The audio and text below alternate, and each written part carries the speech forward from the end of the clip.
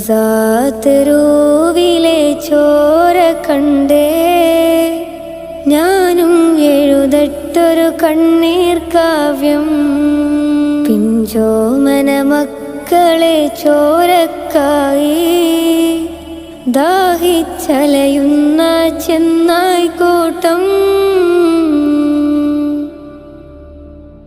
മരിച്ചത് ഞാനല്ല നീയാണ് മുസ്ലിമേ.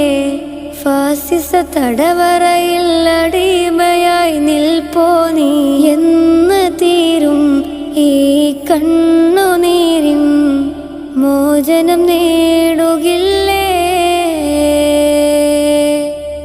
ഫലസ്തീൻ ചിരിയെന്നത് കാണാക്കിനാവല്ല, അറബിപ്പൻ വിളയുന്ന കാലം വരുന്നുണ്ട് തഖ്വ കൊണ്ട്.